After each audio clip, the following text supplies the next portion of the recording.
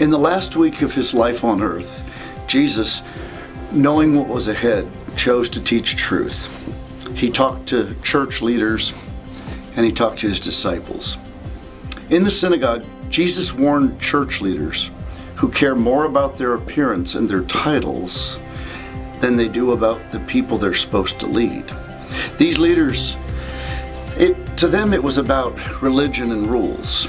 They had no grace for nonconformists.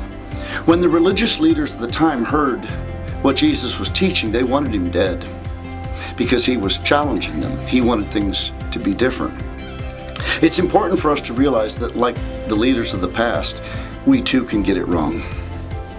We tend to want to control and want things our way, right?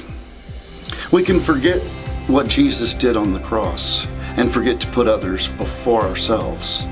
And we can ignore the deeds of people or the needs of people who cannot take care of themselves.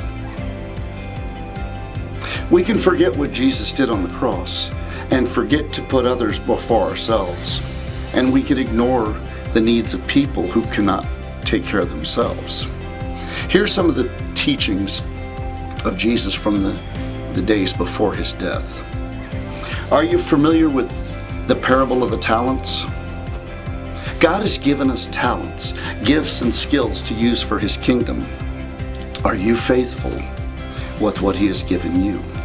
Where could you put to work your God-given skills?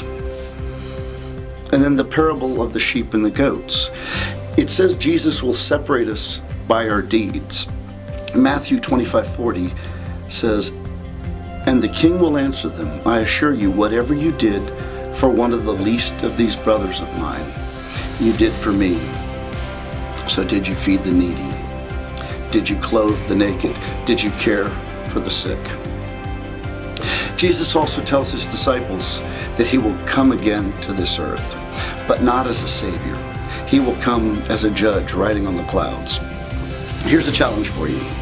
Take some time today to read through Matthew 23, 24, 25, and make a decision and take steps to develop a better relationship with Jesus by spending time in the Word and in prayer. And while you wait on the second coming, be involved in the ministry of loving and serving others. And finally, don't try this alone. You need others to encourage you, to keep you focused, and to help you share your burdens. Thank you for listening.